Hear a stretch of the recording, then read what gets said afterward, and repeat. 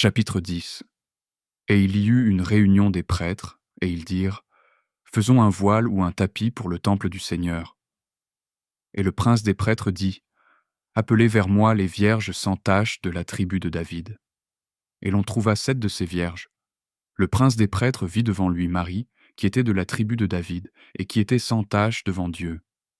Et il dit, tirez au sort laquelle filera du fil d'or et d'amiante, et de fin lin, et de soie, et d'hyacinthe, et d'écarlate. Et la vraie pourpre et l'écarlate échurent à Marie par le sort, et les ayant reçues, elle alla en sa maison. Et dans ce même temps, Zacharie devint muet, et Samuel prit sa place.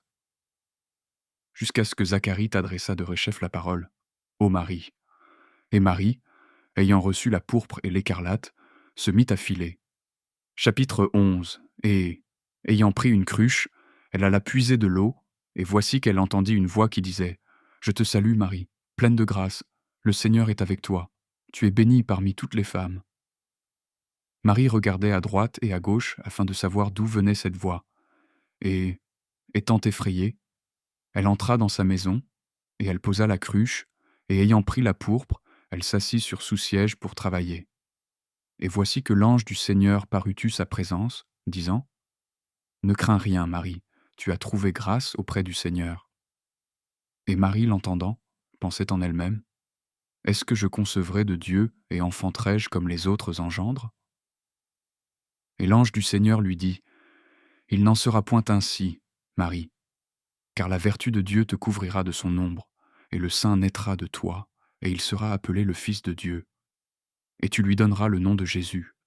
Il rachètera son peuple des péchés qu'il a commis. Et ta cousine Élisabeth a conçu un fils dans sa vieillesse, et celle qu'on appelait stérile est dans son 6e mois, car il n'est rien d'impossible à Dieu. Et Marie lui dit, je suis la servante du Seigneur, qu'il en soit pour moi selon ta parole. Chapitre 12. Et ayant terminé la pourpre et l'écarlate, elle les porta au grand prêtre. Et il la bénit, et il dit, ô Marie, ton nom est glorifié, et tu seras bénie dans toute la terre.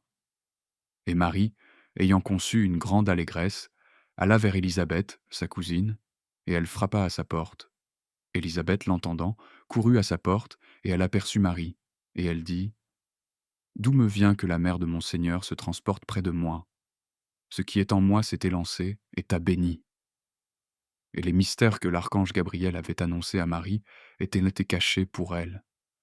Et regardant au ciel, elle dit, que suis-je donc pour que toutes les générations m'appellent ainsi heureuse? De jour en jour, son ventre s'enflait, et Marie, saisie de crainte, se retira dans sa maison et se cacha au regard des enfants d'Israël. Et elle avait 16 ans lorsque cela se passait.